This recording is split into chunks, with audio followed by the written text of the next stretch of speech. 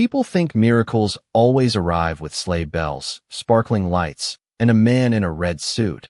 But sometimes they arrive because one small mistake lands in the hands of someone who had forgotten what hope even looked like. I never imagined that a single Christmas letter could change the lives of complete strangers, especially mine. My name is Emily Carter, and 3 weeks before Christmas, my world was held together by coffee, overtime, and promises I kept making to my 7-year-old daughter even when I wasn't sure I could keep them anymore. Every morning started before the sun came up. My alarm buzzed at 5:15, and I slipped quietly out of our tiny apartment so I wouldn't wake Lily until the last possible minute. The old heater rattled like it was arguing with the winter wind outside, but it never seemed to make the place warm enough. I wrapped another blanket around Lily before leaving the bedroom, brushing a loose strand of blonde hair away from her face. She always looked peaceful when she slept. That was the only time I stopped worrying. During the day, I worked at a neighborhood bakery until early afternoon, then crossed town to clean offices after everyone else had gone home. On weekends, I picked up extra hours helping an elderly couple with groceries and errands. None of those jobs paid enough by themselves, but together they covered just enough to keep the lights on, the rent mostly current, and food in our refrigerator. There wasn't much left after that. Certainly not enough for Christmas presents. Lily never complained. That somehow made everything hurt more. She thanked me for macaroni and cheese like I'd served a 5-star dinner. She hugged me every night like I had given her the entire world. She believed I could fix anything. I wished I believed it too. Some nights, after she fell asleep, I sat alone at our tiny kitchen table with unpaid bills spread around me like puzzle pieces that refused to fit together. I counted dollars. I counted days. Sometimes I counted the hours until my next paycheck, knowing the numbers never changed enough to matter. Those were the nights when tears slipped down my face before I even realized I was crying. I always wiped them away before morning because Lily deserved a mother who smiled. At least I tried to smile. One snowy Saturday afternoon, Lily came home from school carrying colored paper folded into a crooked envelope. Her cheeks were bright pink from the cold, and tiny snowflakes clung to the knitted hat her teacher had helped her pull over her ears. She dropped her backpack beside the couch and climbed onto the chair across from me while I sorted coupons for the grocery store. "Mom," she asked softly, "do you think Santa still reads every letter?" I smiled because mothers are supposed to know answers like that. "I think he tries." She nodded very seriously, the way only children can. "Even if someone doesn't ask for toys?" I looked up. "Of course." She seemed relieved. "Good." That evening she disappeared into our bedroom with a pencil, crayons, and several sheets of paper. Every few minutes I heard erasing, scribbling, and the quiet hum she always made while concentrating. I almost peeked inside, but something told me not to interrupt. Whatever she was doing mattered to her. Later that night, she carefully folded one piece of paper into an envelope decorated with crooked candy canes and stars. Across the front, she wrote in oversized letters, "Dear Santa." She held it against her chest like it contained something precious. "Can I mail it tomorrow?" she asked. "Absolutely," I answered. Sunday morning the air smelled like pine trees and fresh snow. We walked 3 blocks to the old blue mailbox on the corner. Lily stood on her tiptoes, stretched both hands upward, and pushed the envelope through the narrow metal slot. She closed her eyes for just a second before stepping back. "Did you make a wish?" I asked. She smiled but didn't answer. I thought she had asked Santa for a doll, maybe a bicycle, or one of those stuffed animals she'd admired through the toy store window downtown. I never imagined my little girl had written something else entirely. I never imagined that somewhere across the city, a letter addressed to Santa Claus was already beginning a journey that would never reach the North Pole. Instead, by a mistake no one would notice until it was far too late. It was about to land on the polished mahogany desk of the last man on Earth anyone would ever mistake for Santa Claus. Monday mornings usually smelled like burnt coffee and fresh bread, but somewhere across Manhattan, they smelled like polished oak, expensive espresso, and people who had forgotten how ordinary life felt. Adrian Romano barely noticed either. At 35 years old, he had built a reputation that made executives rehearse conversations before stepping into his office. His schedule was timed down to the minute. Meetings began exactly when the clock said they would. Reports were precise. Decisions were final. Nothing unexpected survived very long around him. His executive assistant, Margaret, entered carrying the morning stack of correspondence, placing envelopes into neat piles across the edge of his enormous desk. Investment reports, charity invitations, holiday donations, business proposals, everything exactly where it belonged, until one plain white envelope slipped from the stack and landed upside down near his coffee cup. It looked almost forgotten beside the expensive stationery surrounding it. No company logo, no return address, just large, uneven handwriting that read, "Dear Santa." Margaret reached for it immediately. "I am sorry, Mr. Romano. That obviously belongs somewhere else." Adrian barely looked up from the financial report in front of him. "Leave it." She paused. "Sir, someone made a mistake. It happens." She nodded politely before leaving the office, quietly closing the heavy door behind her. Adrian intended to throw the envelope away after finishing his meeting notes. Instead, nearly 20 minutes later, his eyes drifted back toward the childish handwriting again. Something about it refused to disappear into the background. Perhaps because nothing inside his office ever looked handmade. He reached for it almost absent-mindedly. The envelope was decorated with red and green crayon stars that wandered across the paper without any pattern. One corner held the drawing of a smiling snowman whose scarf was colored outside every line. The tape sealing the back had been pressed down several times, as though tiny hands wanted to make absolutely certain it would stay closed all the way to the North Pole. Adrian almost smiled before catching himself. He carefully opened the envelope. A single folded sheet of notebook paper slipped into his hand. The letters were large, uneven, and occasionally backward.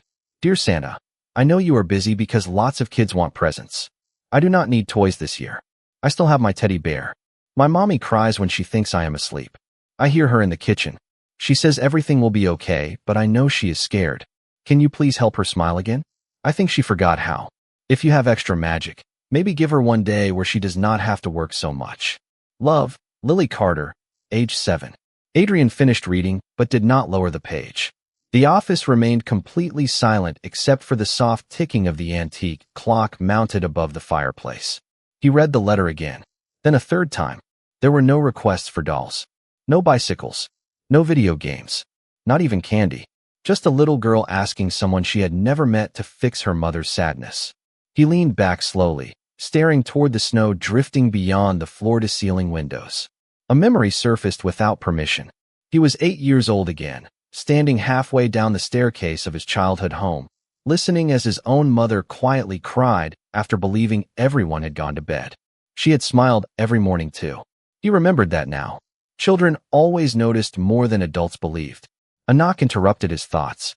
His head of security stepped inside, carrying a tablet. "Your 11 o'clock is here." Adrian did not answer immediately. Instead, he folded the letter with surprising care before placing it back into its envelope. "Find this address," he said calmly, handing it over. The security chief glanced at the front. "Santa." Adrian looked directly at him. "The return address should be in the postal records. Someone mailed it. I want to know where it came from." The man hesitated only a second. "Yes, sir."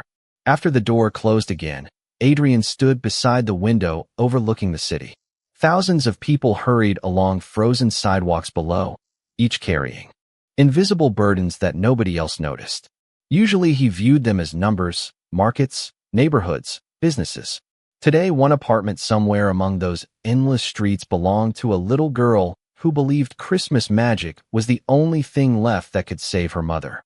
By late afternoon, the file arrived.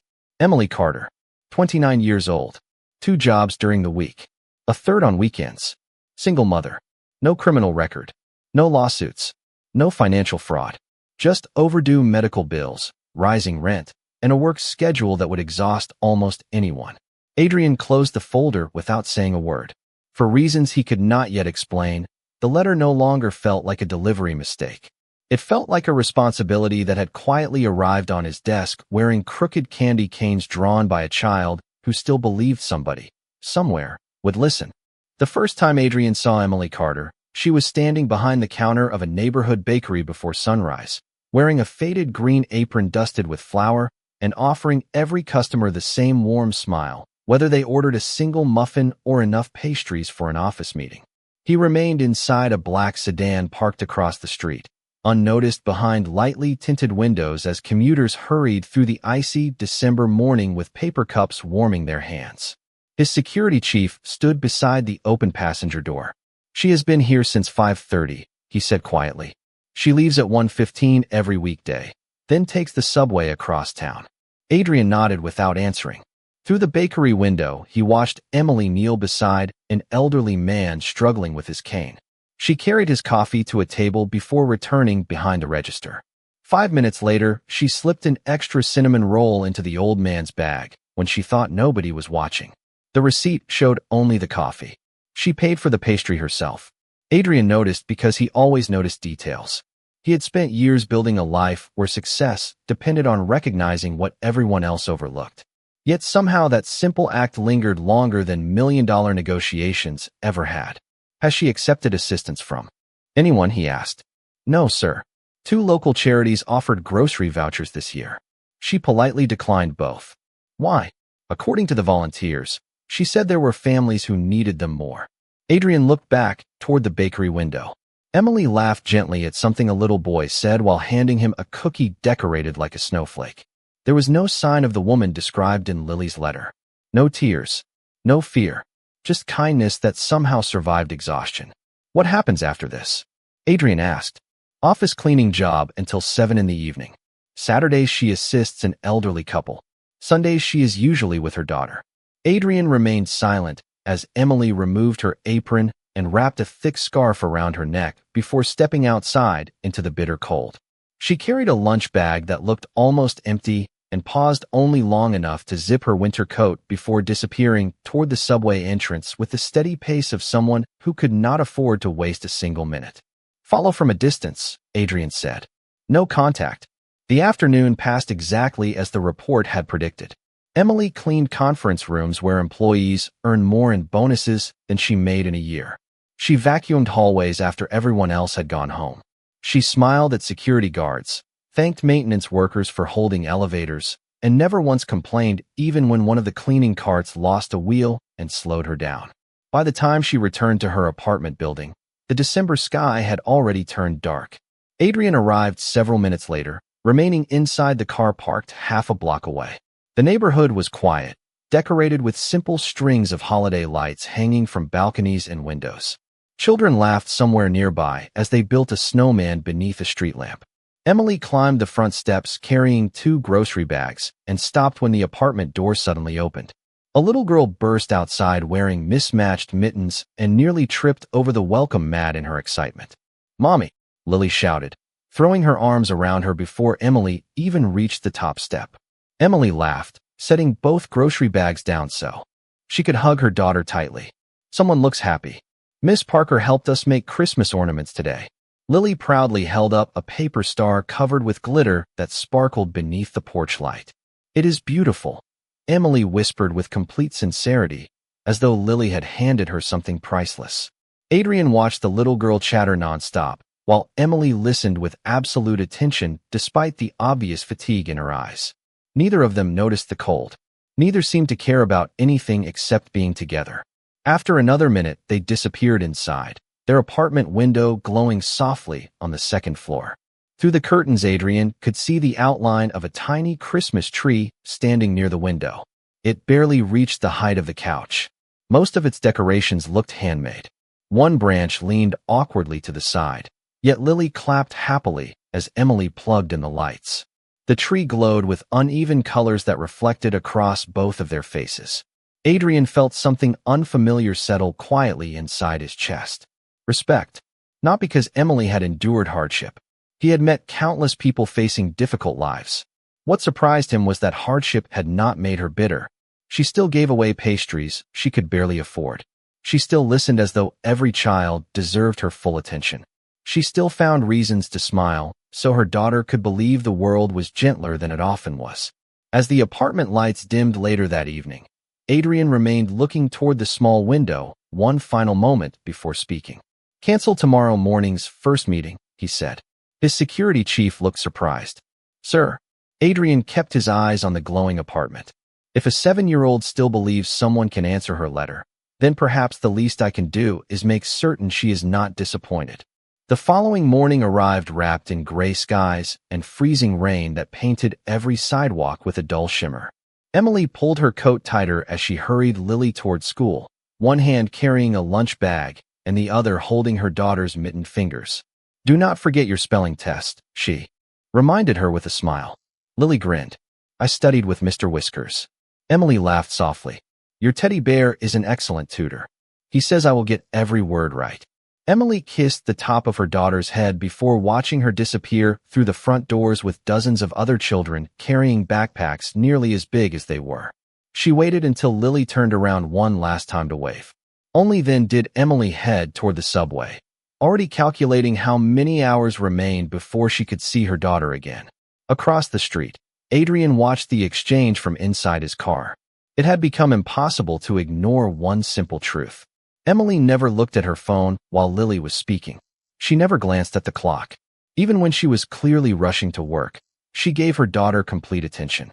That kind of presence could not be purchased, borrowed, or negotiated. His assistant's voice came through the speaker connected to the car. "Sir, the board members are waiting." Adrian checked his watch. "Reschedule for this afternoon." "Again?" she asked with polite surprise. "Yes." He ended the call before further questions could follow. His security chief looked over from the driver's seat, but wisely remained silent. They followed at a respectful distance as Emily completed another exhausting day. At the bakery, one of the delivery drivers accidentally dropped an entire tray of fresh rolls onto the floor. Before anyone could blame him, Emily was already helping gather the scattered baskets with an encouraging smile. "It happens," she said. "Nobody plans to have a bad morning." The nervous young driver exhaled with visible relief. Later that afternoon, Adrian received another report. Emily's landlord had scheduled an inspection for the following week because her rent was nearly 2 weeks late. Her medical payment plan had also fallen behind after Lily caught pneumonia earlier that year. Every number painted the same picture. She was surviving, but only barely. Adrian closed the folder and stared quietly at the city's skyline. Money had become so ordinary in his world that people often mistook it for power. They were wrong. Money solved problems. Power decided which problems deserved solving. He pressed a button on his desk phone. "Margaret." "Yes, Mr. Romano." "Contact the Carter family's property management company through one of our charitable housing foundations." Anonymous. Completely. "How much assistance?"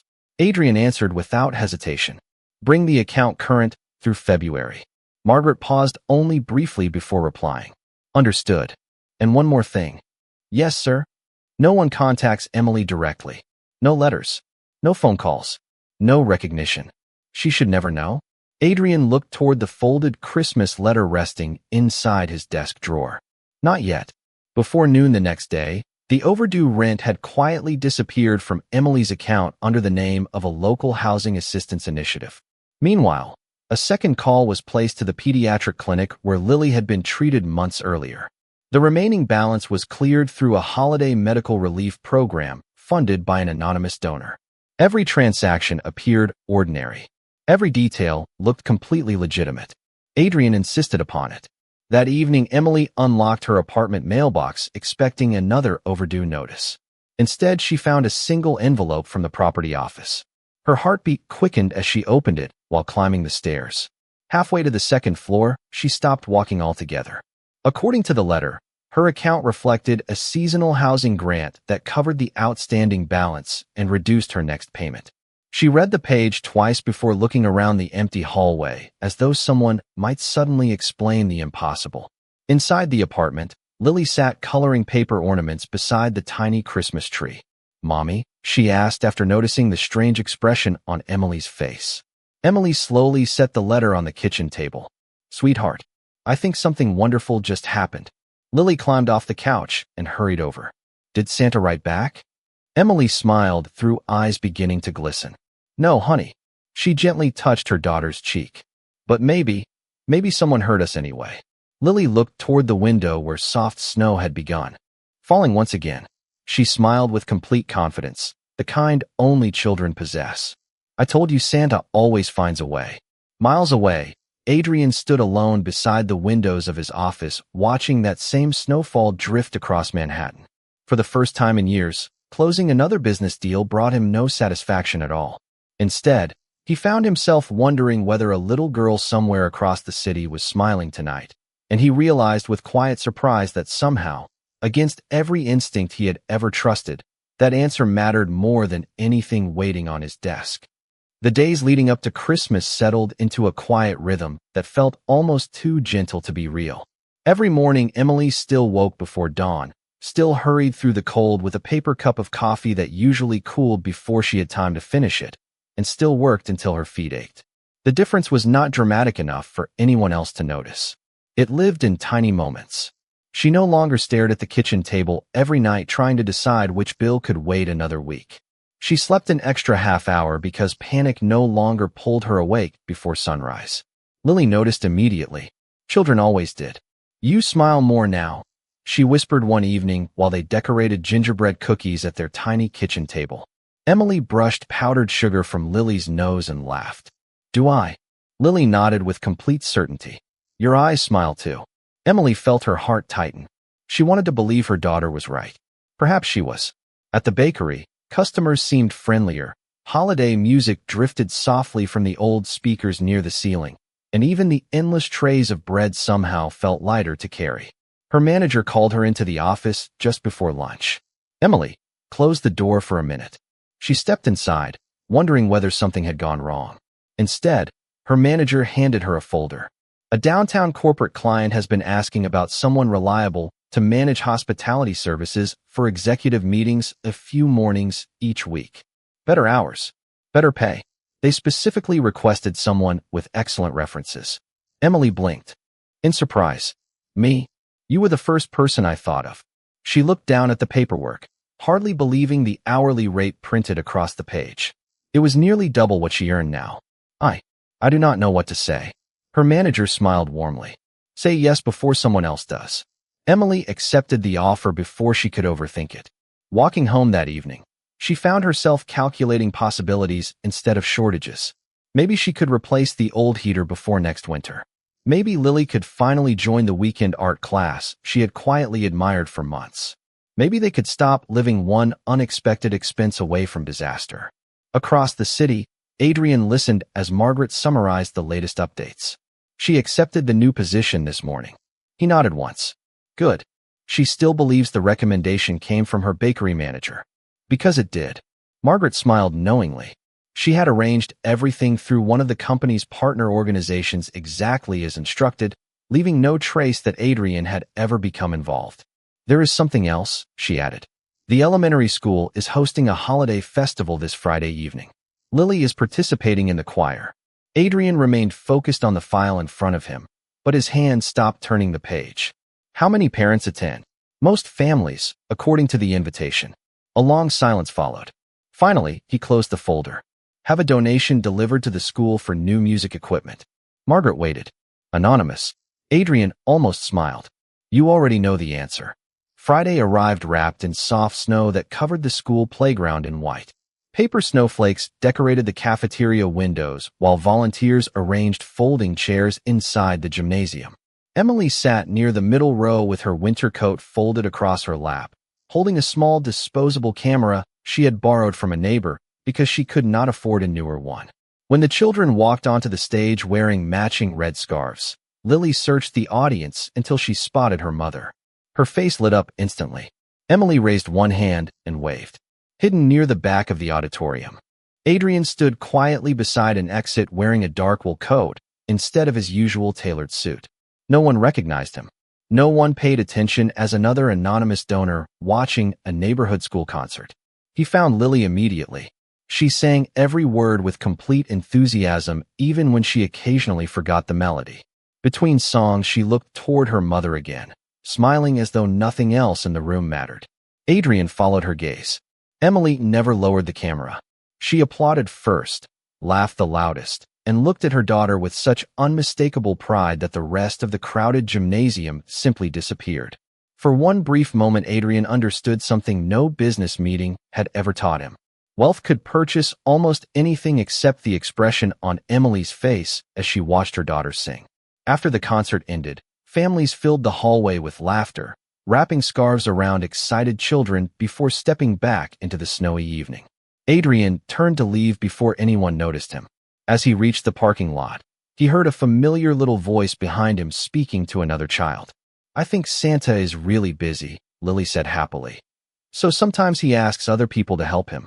Adrian stopped walking for only a second before continuing toward his waiting car, carrying those simple words with him into the falling snow, unaware that destiny had already begun arranging a meeting neither of them could avoid for much longer. Saturday arrived bright and cold, the kind of December morning that painted every rooftop with fresh snow and made the whole city look softer than it really was. Emily stood at the kitchen sink pouring hot chocolate into two mismatched mugs while Lily sat by the window watching snowflakes drift past the tiny Christmas tree. "Can we build a snowman after breakfast?" Lily asked hopefully. Emily smiled over her shoulder. "If you promise to help me with the laundry afterward." Lily raised her little hand. "I promise." For the first time in months, Emily did not have to rush out the door for an extra shift. The new position at the corporate office had already given her something far more valuable than money. It had given her time. Time to eat breakfast with her daughter. Time to laugh without checking the clock every 5 minutes. Time to simply breathe. Across town, Adrian sat in the back seat of his car reviewing documents while the driver navigated through slow weekend traffic. His phone buzzed. It was Margaret. The Children's Hospital just confirmed the holiday donation arrived. Good. There is another matter. The community center on West 42nd Street is hosting a family winter festival today. According to the schedule, Emily and Lily attend every year. Adrian looked out the window at families bundled in colorful coats crossing snowy sidewalks. Is it crowded? Usually several hundred people. He considered the answer for a moment. Have someone deliver additional winter coats for the donation table. Margaret laughed softly. Anonymous. Adrian almost answered before realizing she was teasing him. Yes. By early afternoon, music floated through the community center as volunteers handed out cookies, hot cider, and handmade ornaments. Children raced across the gymnasium wearing paper reindeer antlers while parents talked beside tables covered with crafts.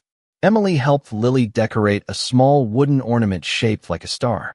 Glitter somehow found its way onto both of their sleeves. Look, Lily whispered proudly, holding it up. It is not perfect. Emily kissed the top of her head. That is exactly why it is perfect. At the opposite end of the hall, several volunteers unloaded large boxes marked Winter Donation Drive. No speeches were given. No banners displayed the name of the donor. Families simply lined up to choose coats, scarves, gloves, and boots if they needed them. Emily quietly encouraged another mother standing nearby to go first with her 2 young sons. "We are fine," she insisted gently. "Please." The volunteer smiled and nodded gratefully. Adrian watched the exchange from across the room without approaching. Even when offered the chance to receive something herself, Emily instinctively thought about someone else first. He shook his head almost imperceptibly. Some people remained generous no matter how little they possessed. As the afternoon continued, Lily wandered toward a craft table where children were writing thank you cards to first responders, teachers, and volunteers. She frowned thoughtfully before choosing a blank card. One of the volunteers leaned down. "Who are you writing to?" Lily carefully printed each letter with complete concentration. "I do not know his name." "Who?" "The person helping my mommy." The volunteer smiled warmly. "That is very sweet." Lily nodded. Santa is probably too busy to do everything himself.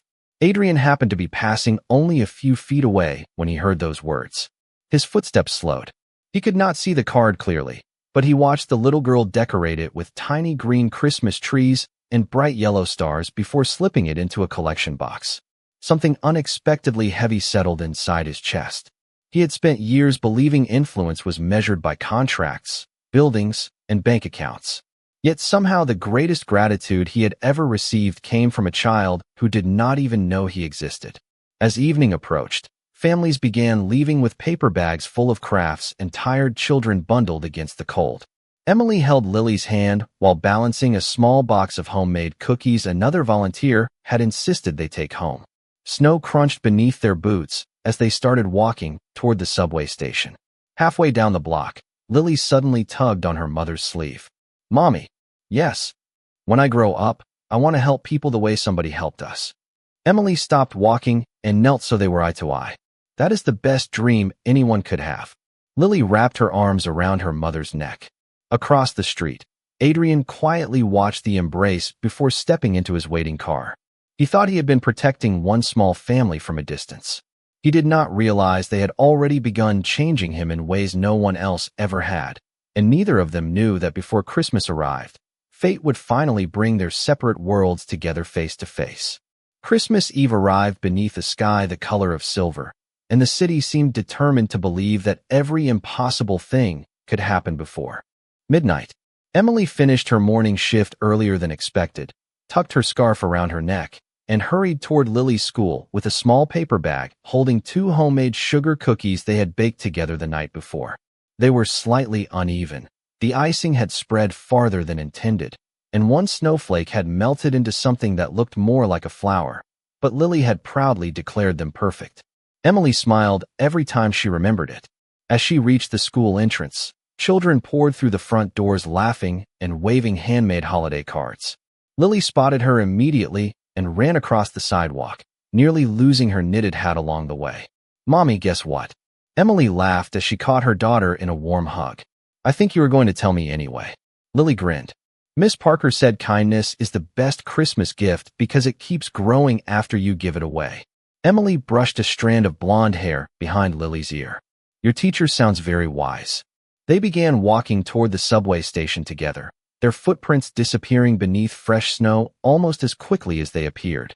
Neither of them noticed the dark sedan parked half a block away. Adrian had no meeting scheduled that afternoon. Instead, he found himself doing something that would have seemed absurd only a month earlier. He wanted to know whether Lily smiled as brightly on Christmas Eve as she had during the school concert. His security chief glanced into the rearview mirror.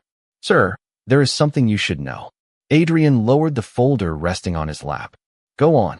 A man approached the apartment building twice this week, asking neighbors whether Emily Carter still lived there.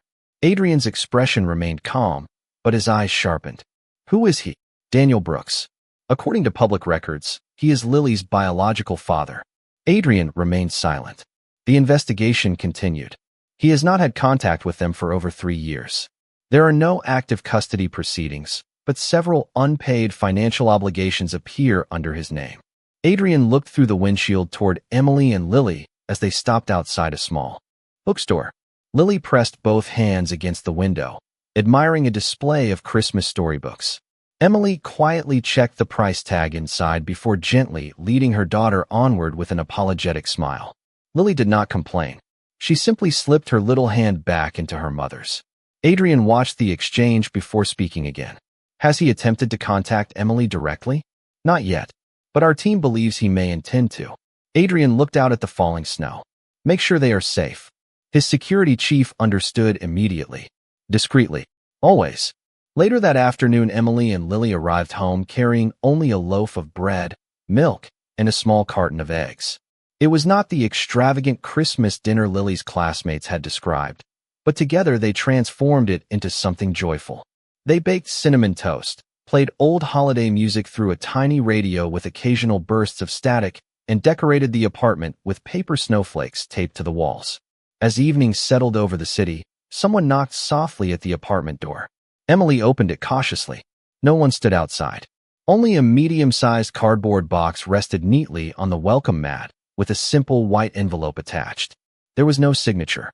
Inside the box, she found a beautifully illustrated children's Christmas book, a warm hand-knitted blanket, and a small set of watercolor paints with thick artist paper. Emily stared in astonishment. Lily carefully opened the envelope.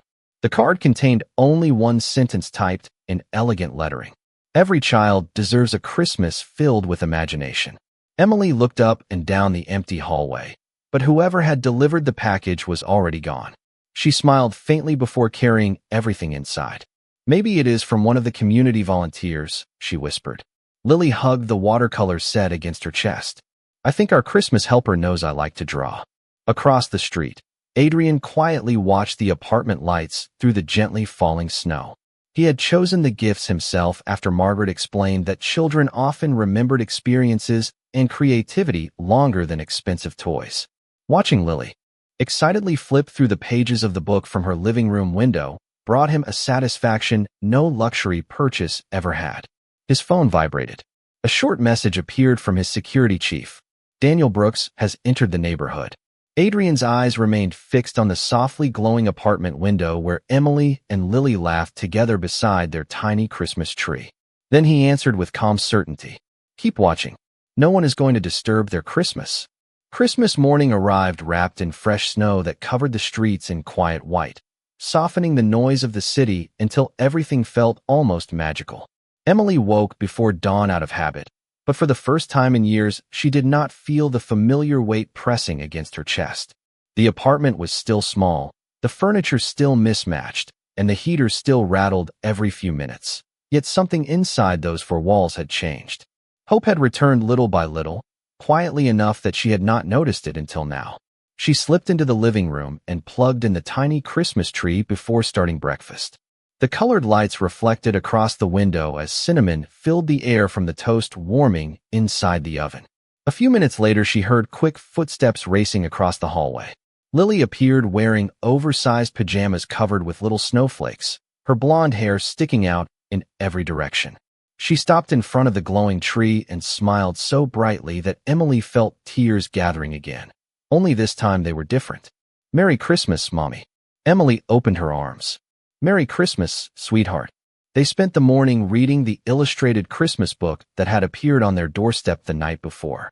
Lily insisted on giving every character a different voice, laughing whenever Emily accidentally mixed them up. After breakfast, they pulled on thick coats, scarves, and mittens before walking to the neighborhood church, where volunteers served free holiday meals and welcomed anyone who wished to celebrate together. Emily had volunteered there before life became too overwhelming, and today she wanted Lily to experience what kindness looked like when neighbors cared for one another. The fellowship hall buzzed with conversation as families shared tables decorated with simple evergreen branches and handmade ornaments. Children colored holiday pictures while older volunteers carried trays of warm food between the tables. Emily helped refill coffee cups while Lily entertained younger children by reading stories from her new book. Several volunteers smiled as they watched her patiently turn each page. Across the room, a familiar dark-haired man entered quietly through the side entrance carrying several large boxes filled with winter supplies that had been donated anonymously. Adrian had planned to leave immediately after making the delivery, but the pastor recognized him from previous charitable contributions arranged through one of his foundations. "Would you mind staying for lunch?" the pastor asked warmly. "We always have room for one more." Adrian hesitated before nodding politely. He accepted a simple meal and chose a seat near the back of the hall where he hoped to remain unnoticed. Fate had other plans. Lily looked up while carrying a stack of children's coloring pages and froze for just a second. Her eyes widened with recognition. She tugged gently on Emily's sleeve. "Mommy." Emily looked down. "What is it?" Lily pointed toward Adrian. "That is the man from the winter festival." Emily glanced across the room. She remembered seeing him briefly near the donation tables, but had never spoken with him. "Maybe he is volunteering today too," she whispered. A few minutes later, one of the younger children accidentally dropped an entire box of crayons across the floor. Dozens of colorful crayons rolled in every direction. Without hesitation, Adrian stepped forward and knelt to help gather them. At exactly the same moment, Lily hurried over from the opposite side. They reached for the same bright blue crayon and both paused before smiling. "You can have it," Adrian said gently. Lily shook her head. "We can share." Adrian laughed quietly, surprised by how natural it felt. "That seems fair." Emily arrived a moment later, slightly embarrassed. "I am so sorry." She always tries to help. Adrian stood, handing the small box of crayons back to Lily. "That is nothing to apologize for. The world could use more people who do." Their eyes met for the first time. Emily noticed that despite his expensive wool coat and polished appearance, there was a quiet kindness in his expression that felt strangely familiar. "Thank you," she said sincerely. "For helping." Adrian smiled softly. "It was my pleasure." Before either of them could say anything else, the pastor approached carrying another cardboard box. "Mr. Romano, I almost forgot. These arrived with your donation." Emily looked at Adrian in surprise. Romano. She had heard that name before in newspaper articles about one of the city's most influential businessmen and philanthropists. Adrian noticed the brief flicker of recognition in her eyes, but remained perfectly calm. "I was only delivering supplies," he replied modestly. Lily looked from Adrian to her mother, then back again, studying him with the serious concentration only children possessed. Finally, she smiled the same warm smile that had begun this entire journey weeks earlier and quietly whispered, "I think Santa picked the right helper after all." The days after Christmas carried a different kind of quiet. The decorations still hung from apartment windows, patches of snow still rested along the sidewalks, and holiday music continued drifting from neighborhood stores. But something inside Emily had changed in a way she could not fully explain. She found herself thinking about the man she had met at the church more often than she expected. Not because of his wealth or reputation. Those things had never mattered much to her. She remembered the way he had knelt on the floor without hesitation to gather scattered crayons beside a little girl he had never met. She remembered the patience in his voice and the kindness in his eyes. People who wanted to impress others usually made certain everyone was watching. He had looked like someone who was happiest when nobody noticed him at all. A week later, Emily arrived at her new hospitality position inside one of Manhattan's most prestigious office buildings. The marble lobby gleamed beneath crystal lights while employees hurried toward elevators carrying laptops and steaming coffee. She adjusted the tray in her hands and followed her supervisor toward the executive conference floor. "You will be helping with a board meeting this morning," her supervisor explained. "Just coffee, pastries, and water. The executives usually arrive right on schedule." Emily nodded confidently, though her heart beat a little faster. She wanted to prove she belonged there. The conference room doors opened, and she carefully arranged fresh coffee cups around the polished table before turning toward the entrance as footsteps echoed in the hallway. Her breath caught. Adrian Romano walked into the room surrounded by several senior executives, dressed in a perfectly tailored charcoal suit, with a navy overcoat folded neatly across one arm. Their eyes met almost immediately. Surprise flashed across both faces before Adrian offered the same calm smile she remembered from the church. "Good morning," he said warmly. Emily blinked once before returning the smile. "Good morning."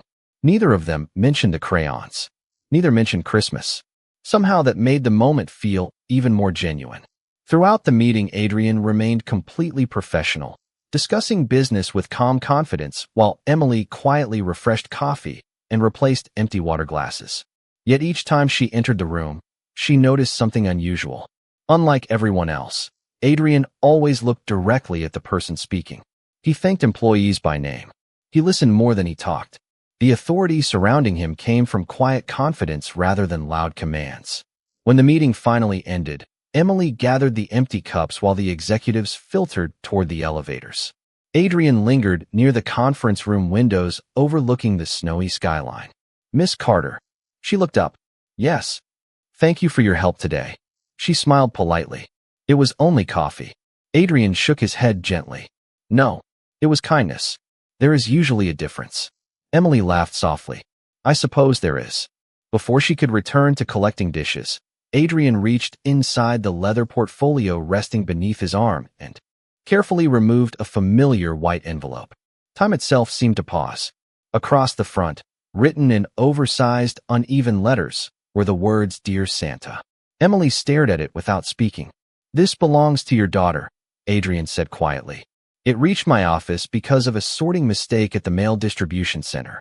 Emily looked from the envelope to Adrian, confusion slowly giving way to understanding. "You?" Adrian nodded once. "I read it before I realized it had been delivered to the wrong place." Emily lowered her eyes toward the envelope. "She only wanted me to stop crying." "I know." His voice remained gentle. I could not pretend I had never seen those words. Emily felt tears gathering again, but this time she did not hide them. "Everything that happened," Adrian answered before she finished. "The housing assistance, the medical bill, the new position, the gifts. They were never meant to make you feel indebted." A little girl asked for hope. I simply had the ability to answer. Emily held the letter carefully against her heart. For several moments, neither of them spoke. Snow drifted quietly beyond the towering windows, covering the city in another layer of white. Finally, Emily smiled through grateful tears. "I spent weeks wondering whether miracles were real." Adrian looked toward the falling snow before answering with quiet honesty. "I spent years believing they were not." She extended her hand. "Then I think Lily was right." Adrian gently shook it. About what? Emily smiled wider than she had in a very long time. Sometimes Santa really does ask someone else to help. That evening, the original letter found its place inside a simple wooden frame hanging above the tiny Christmas tree that Emily refused to pack away until New Year's Day. Whenever Lily looked at it, she smiled because she believed Santa had answered exactly as he promised. Emily smiled because she finally knew how. And somewhere across the city, Adrian Romano looked out over the skyline, realizing that the greatest thing he had built had never been a company, a fortune, or a reputation. It had been one quiet decision to care when nobody expected him to. Because sometimes, the smallest letter changes the biggest heart. And sometimes the greatest miracle is simply becoming the answer to someone else's prayer.